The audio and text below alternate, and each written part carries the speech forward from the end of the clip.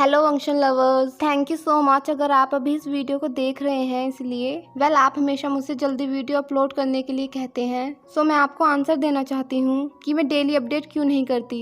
Actually guys मेरे exam चल रहे हैं और जिस स्टोरी को मैं एक्सप्लेन कर रही हूँ ये बहुत ज़्यादा कॉम्प्लिकेटेड है। इसको मैं इजीली एक्सप्लेन नहीं कर सकती हूँ। अगर जैसी स्टोरी है मैंने आपको ऐसे समझाया तो आपको समझने में थोड़ी डिफिकल्टी होगी। सो इसी वजह से मैं पहले इस स्टोरी की स्क्रिप्ट लिखती हूँ अपने सिंपल वर्ड्स में, जिससे आपको ये अच्छे से समझ आए। पर गाइज मुझे थाउजेंड्स वर्ड लिखने में कम से कम 2 दिन लग जाते हैं और ये स्टोरी मुझे इतना ज़्यादा डीमोटिवेट करती है। पर जब मैं देखती हूँ कि आप इस फैन फिक्शन को पसंद कर रहे हो सो मुझसे जितना जल्दी हो सके मैं उतना इस स्टोरी को अपडेट करने की कोशिश करती हूँ। सो गाइज आपका और टाइम वेस्ट ना करते हुए अब स्टोरी शुरू करते हैं। तो लास्ट पार्ट में हमने देखा था कि वांग जी अपने फादर के पास गया था विंग के बारे में बात करने और वहां जाके उसे फाइनली विंग की पूरी स्टोरी पता चलती है कि कैसे लू जियनमिन ने उसके ऑर्डिनरी ओमेगा होने पर उसे यंग एज में मेंशन से बाहर निकाल दिया और उसने किस तरीके से विंग की असली पहचान सबसे छुपाई हुई है कि वो एक कितने बड़े बिजनेसमैन का बेटा है। ये सब सुनकर वांग जी को बहुत गुस्सा आ रहा था। फिर वांग जी अपने फादर से पूछता है, फादर क्या विंग को अब्यूज भी किया गया है? ये सुनकर ओ सेहुन जवाब देता है, अगर ये फिजिकली है तो मुझे नहीं लगता कि उसने विंग को फिजिकली चोट पहुंचाई होगी, लेकिन अगर तुम्हारा मतलब मेंटली है तो शायद हाँ, क्योंकि मुझे अभी पता चला है कि उसने विंग के साथ कभी प्यार से बर्ताव नहीं किया और हमेशा उसे रिजेक्ट किया है और तुम्हें पता है कि इसका क्या असर हुआ होगा विंग पर। वांग जी अपने फादर की बातों को बहुत सीरियसली ले रहा था।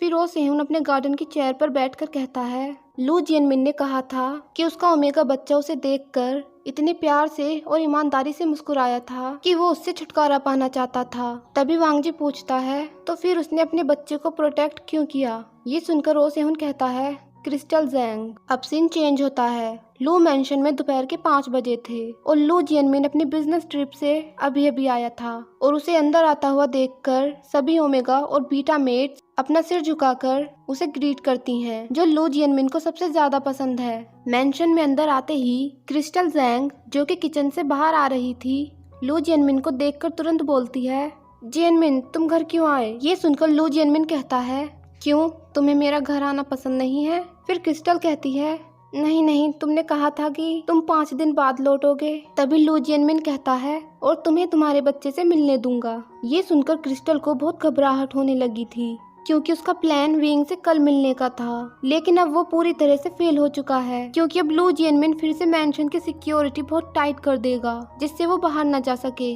फिर क्रिस्टल रोते हुए कहती है, तुम मुझसे नफरत क्यों करते हो? क्रिस्टल को रोता हुआ देखकर लू जियनमिन लेजीली अपनी आंखें घुमाता है क्योंकि उसने क्रिस्टल को हजारों बार रोते हुए देखा है अपने बच्चे के लिए। क्रिस्टल फिर से रोते हुए कहती है, प्लीज तुम जैसे पहले थे वैसे बन जाओ, मेरे बेटे को अब और तकलीफ मत दो। ये सब कहते टाइम क्रिस्टल अपने दोनों हाथों को स्क्वीज करके और अपने हस्बैंड को बहुत उम्मीद के साथ देख रही थी। तभी लू जियनमिन कहता है, वो खुश है जैसा कि तुम जानती हो। तो बहुत हो गया क्रिस्टल, अब मैं और तुम्हारा रोना नहीं सुनना चाहता। ये सुनकर क्रिस्टल धीरे से कहती है, लेकिन तुम्हारी रिस्पेक्ट चेंज नहीं होगी। लू जियनमिन अपनी वाइफ को इग्नोर करता है जो अभी भी लिविंग रूम में रो रही थी और वो सीधे अपने रूम की तरफ चला जाता है अपना दिमाग शांत करने के लिए, क्योंकि वो अपने गुस्से की वजह से क्रिस्टल को और चोट नहीं पहुंचाना चाहता था। वो अपने रूम के दरवाजे को इतनी जोर से बंद करता है कि ये सुनकर मेंशन में कुछ लोग बहुत सरप्राइज हो गए थे। कमरे में आने के बाद लू जियनमिन बहुत परेशान लग रहा था। ये ऐसा था कि वो जिंदगी में पहली बार मरना चाहता था। जब भी वो अपने पहले बच्चे के बारे में सोचता है उसे निराशा महसूस होने लगती है और ये फीलिंग उसे बहुत ज्यादा परेशान करती है। वो निराश है क्योंकि उसके फादर का डिजायर था कि उनके खानदान का बच्चा रॉयल ब्लड का हो। फिर लू जियनमिन धीरे से कहता है, तुमने मुझे निराश क्यों किया? यहाँ लू जियनमिन का उस इंसान से मतलब था जिसने उसे ये होप दी थी। अब हम दूसरी तरफ देखते हैं कि विंग भूल गया था कि आज रात उसके फ्रेंड की शादी का रिसेप्शन था। अपनी तबीयत खराब होने की वजह से विंग अपने फ्रेंड की शादी में नहीं जा पाया था, इसलिए वो इस बार रिसेप्शन में जाना चाहता है। अभी उसने एक व्हाइट शर्ट और लाइट ब्लू कलर का सूट पहना हुआ था और उसने बिल्कुल अपनी पैंट की तरह ही व्हाइट स्नीकर्स पहने हुए हैं और उसने एक सिल्वर जैपनीज वॉच भी पहनी हुई थी जो कि एक एक्सपेंसिव लुक दे रही थी। विंग खुद को मिरर में एक सेटिस्फाइड लुक के साथ देख रहा था। अब इवेंट के शुरू होने का टाइम हो गया था और वो होटल उसके घर से काफी दूर था। उसे वहां जाने में कम से कम 1 घंटा लगने वाला था। फिर टाइम स्किप होता है और अब फाइनली विंग होटल पहुंच गया था। उसके वहां पहुंचते ही बहुत लोगों की नज़र सिर्फ उसी पर थी, उसके गुड लुक्स की वजह से। तभी विंग कहता है मैंग्याओ। ये सुनकर मैंग्याओ बोलता है विंग तो तुम फाइनली आ गए। वेल तुम्हें फाइन पे करना पड़ेगा मैडम। फिर विंग कहता है तुम किसे मैडम बुला रहे हो। ये सुनकर मैंग्याओ हंसते हुए कहता है कल तुम नहीं आए, तुम बीमार कैसे हो गए थे। फिर विंग अपने टेम्पल को स्क्रैच करने लगता है क्योंकि उसे नहीं पता था कि वो अपने फ्रेंड को कैसे बताए कि उस टाइम से ठीक से चलने में इतनी प्रॉब्लम क्यों हो रही थी। तभी विंग कहता है ओ हाँ वो मुझे अचानक से सर्दी लग गई थी, मुझे माफ करना। मैंग्याओ फिर से धीरे से हंसते हुए बोलता है ठीक है, वेल मैं अब तुम्हें अपने हस्बैंड से मिलाता हूँ, वो अभी अपने फ्रेंड्स के साथ बात कर रहे हैं। तभी मैंग्याओ अपने हस्बैंड को बुलाते हुए कहता है शिचैन के, और उसी टाइम शिचैन उन दोनों को देखकर स्माइल करते हुए उनकी तरफ आता है और फिर वो सबसे पहले अपने ओमेगा हस्बैंड के लिप्स पर किस करता है। विंग ये देखकर थोड़ा जेलस फील कर रहा था क्योंकि वो चाहता था कि उसका अल्फा भी उसे ऐसे ही किस करे, पर वो तुरंत अपने सिली थॉट्स को साइड कर देता है। तभी मैंग्याओ अपने हस्बैंड को पुश करते हुए कहता है रुक जाओ और पब्लिक में ये सब मत करो। विंग उन दोनों को हैप्पीली देख रहा था, पर तभी एक पर्सन ने उसके हाथ से लेकर उसकी कमर तक उस पर रेड वाइन गिरा दी थी और फिर वो पर्सन तुरंत कहता है ओह सॉरी। विंग उस पर्सन को देखकर थोड़ा सरप्राइज हो गया था क्योंकि उसे उस पर्सन का बिहेवियर थोड़ा अजीब लगा। एक्चुअली विंग उन लोगों से हमेशा दूर रहता है जो बिजनेस करते हैं, तो जाहिर सी बात है कि उसे उन लोगों के पास अजीब लगता है। फिर विंग कहता है ओह कोई बात नहीं। वेल विंग को बहुत गुस्सा आ रहा था उस पर्सन पर वो उस पर्सन को कुछ कहकर पार्टी में आए हुए लोगों की अटेंशन गेन नहीं करना चाहता था। इसके बाद विंग अपने फ्रेंड से परमिशन लेकर वॉशरूम की तरफ चला जाता है अपने कपड़ों के दाग की वजह से।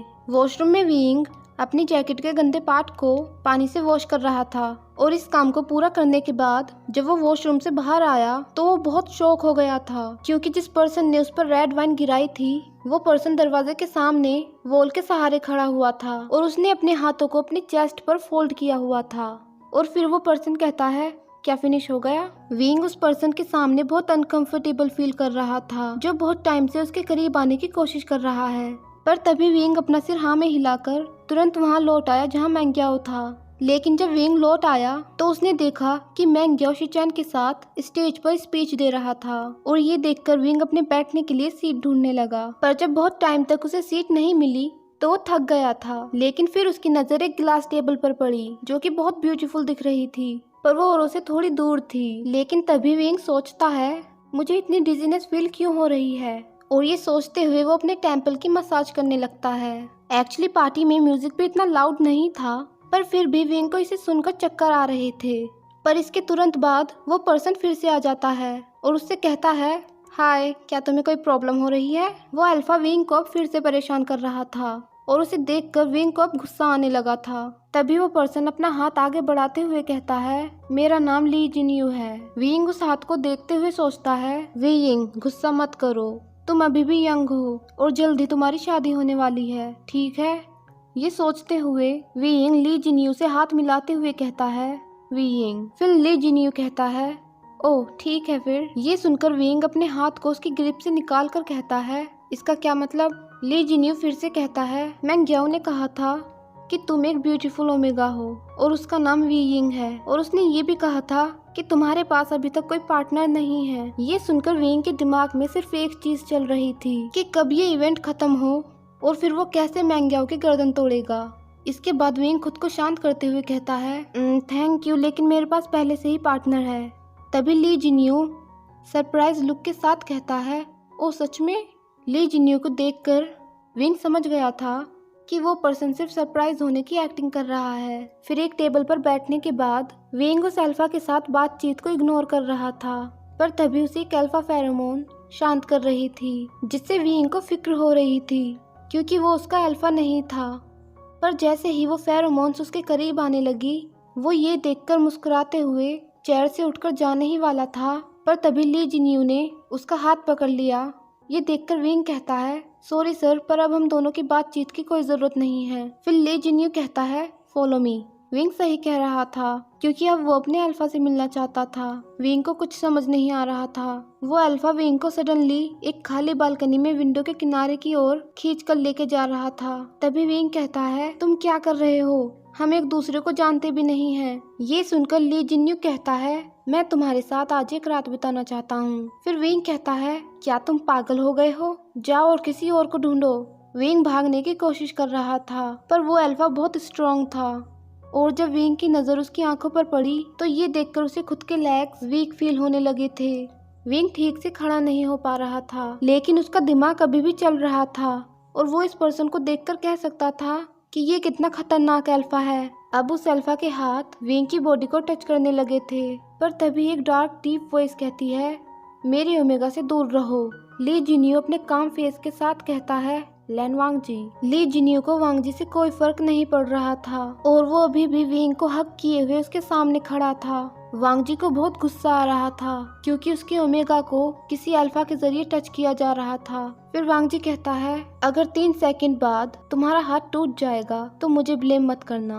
ली जिन्यू ने एक डेविल स्माइल के साथ इस चैलेंज को एक्सेप्ट किया था क्योंकि उसे पता था कि वो एक जेलिस अल्फा के साथ डील करने वाला है। तभी वांग जी अपनी अल्फा टोन में कहता है, ली जिन्यू।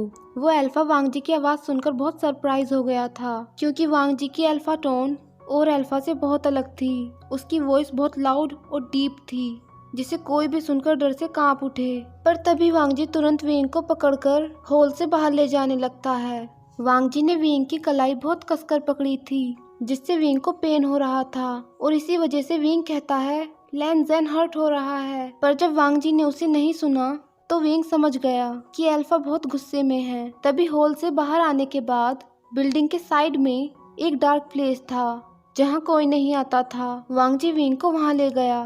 फिर वांग जी विंग को वॉल के अगेंस्ट पुश करता है और उससे कहता है, तुम यहाँ क्यों हो? वांग जी उसे अपनी रेड आंखों से देख रहा था और वो अभी भी अपनी अल्फा टोन का यूज कर रहा था जिससे विंग डर से कांपने लगा था और वांग जी ने विंग को कुछ ज्यादा पावर के साथ वॉल पर पुश कर दिया था जिससे विंग की बैक में पेन होने लगा था। पर तभी विंग अपने पेन को कंट्रोल करते हुए कहता है, मैंग्याओ मेरा फ्रेंड है। मैंने उससे प्रॉमिस किया था कि मैं उसकी वेडिंग में आऊँगा, लेकिन उस टाइम में नहीं आ पाया तो इसीलिए। लेकिन इसके आगे विंग कुछ और बोल पाता। वांग जी ने तुरंत उसे टाइटली हक कर लिया था क्योंकि अब उससे और बर्दाश्त नहीं हो रहा था अपने ओमेगा को इतना डरा हुआ देखकर। वांग जी को लगा कि उसे अपने गुस्से पर काबू करना चाहिए था। ये देखकर विंग को फाइनली रियलाइज हुआ कि वांग जी को आंसर देते टाइम उसकी आंखों में आंसू आने लगे थे। विंग जानता था कि इतना पेन उसे तब भी नहीं होता था जब उसके फादर उसे डांटते थे, पर जब वांग जी उस पर चिल्लाया तो ये विंग के लिए बहुत पेनफुल था। फिर वांग जी हक को ब्रेक करके विंग के आंसू पोंछता है और उससे कहता है, मुझे तुम पर गुस्सा नहीं होना चाहिए था। तभी विंग कहता है, उसने मुझे पहले खींचा था। ये सुनकर वांग जी कहता है, बेहतर होगा कि हम घर चलें क्योंकि बाहर बहुत ठंड है और मैं नहीं चाहता कि तुम बीमार हो जाओ। फिर वांग जी अपनी कार वहीं छोड़कर विंग के साथ उसकी कार में केक शॉप पर चला गया। पर उनके वहां से जाते ही ली जिन्यू उन्हें अपने बैड टेम्पर और एक डार्क स्माइल के साथ बालकनी में खड़े होकर उन्हें बहुत टाइम से देख रहा था। तभी ली जिन्यू किसी पर्सन को कॉल करके उससे कहता है उसे पहले ही मार्क किया जा चुका है। फिर वो पर्सन बोलता है, मुझे इससे कोई फर्क नहीं पड़ता है, उसके पास जाओ और उसे मेरे पास लाओ। ये सुनकर ली जिन्यू थोड़े गुस्से में कहता है, डैम यू, तुम खुद उसके पास क्यों नहीं जाते हो? फिर वो पर्सन कहता है, मैंने कहा उसके करीब जाओ। ये सुनकर ली जिन्यू तुरंत चुप हो गया था क्योंकि वो जानता है कि ये पर्सन बहुत खतरनाक है और अगर वो इस पर्सन की बात नहीं मानेगा तो वो उसे जान से मार देगा। फिर ली जिन्यू कॉल कट करके धीरे से कहता है, अब मैं क्या कर सकता हूँ क्योंकि दोनों ही तरफ मैं मरने वाला हूँ। अब सीन चेंज होता है। वांग जी ने विंग को उसके 2nd फ्लोर पर उसे उसके कमरे में अच्छे से सुला दिया था। पर तभी विंग के स्लीपिंग फेस को देखकर वांग जी सोचता है, क्या ये ठीक है? ये इतना वीक क्यों दिख रहा है? फिर वांग जी विंग के चीक्स को टच करके उसे डीप स्लीप बोलकर रूम से बाहर जाने के लिए बेड से उठने ही वाला था कि तभी विंग बोलता है, डैड। ये सुनकर वांग जी देखता है कि विंग ने अपनी नींद में उसके हाथ को पकड़ा हुआ था और ये देखकर वांग जी धीरे से स्माइल करते हुए विंग के पास थोड़ी देर के लिए और लेट जाता है। पर थोड़े टाइम बाद विंग अपनी नींद में बच्चे की तरह रोने लगता है और विंग को ये करता हुआ देखकर वांग जी अपना सिर नीचे करके देखता है कि आखिर विंग को क्या हो रहा है। लेकिन फिर विंग अपनी नींद से जागते हुए बोलता है, मेरी बैक में पेन हो रहा है। ये सुनकर वांग जी को तभी रियलाइज होता है कि उस टाइम उसने विंग को वॉल पर कैसे पुश किया था। और ये एहसास होने के बाद वांग जी को बहुत गिल्टी फील होने लगता है। फिर विंग बैठने की कोशिश करता है क्योंकि अब वो इस पेन की वजह से और नहीं सो पा रहा था। तभी विंग अपने फेस को रफली रब करते हुए कहता है, ओ गॉड, मेरे साथ क्या हो रहा है। फिर वांग जी बेड से नीचे उतरकर लाइट स्विच देखकर लाइट ऑन करता है और फिर बेड के किनारे पर वापस से आकर बैठ गया और फिर विंग से कहा, क्या मैं चेक कर सकता हूँ। ये सुनकर विंग अपना सिर हाँ में हिलाता है और फिर अपनी बॉडी को टर्न कर लेता है। पर जैसे ही वांग जी ने विंग के बैक पर चोट के नीले निशान देखे तो वो ये देखकर बहुत हैरान हो गया।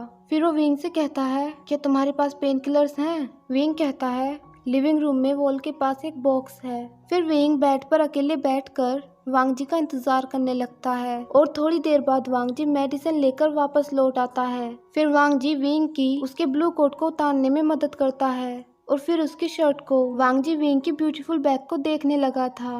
पर जब उसे रियलाइज हुआ कि वो क्या कर रहा है तो वो अपने हेड को शेक करता है। तभी विंग उस मेडिसिन को देखते हुए कहता है, मैं आमतौर पर इसका यूज करता हूँ अपने पैर की मसाज करने के लिए। ये सुनकर वांग जी उसकी बैक पर मेडिसिन लगाते हुए कहता है, क्या तुम्हें अक्सर चोट लगती रहती है। ये क्वेश्चन था जो वांग जी के दिमाग में हमेशा आता है विंग को देखकर। फिर विंग कहता है, हाँ, मैं अक्सर गिर जाता हूँ क्योंकि मैं केयरफुल नहीं रहता। विंग को याद है कि वो कैसे अलमीरा के ऊपर से बेकिंग सोडा उतारते टाइम कुर्सी से नीचे गिर गया था और इस वजह से उसके हाथ में मोच आ गई थी। फिर वांग जी कहता है, अगली बार अपने एम्प्लॉयज की मदद मांगना, समझ गए। ये सुनकर विंग स्माइल करने लगता है क्योंकि उसे बहुत अच्छा लग रहा था जिस तरीके से वांग जी उसे अपनी सारी अटेंशन दे रहा था और बहुत लविंग वे में अपनी केयर भी दिखा रहा था।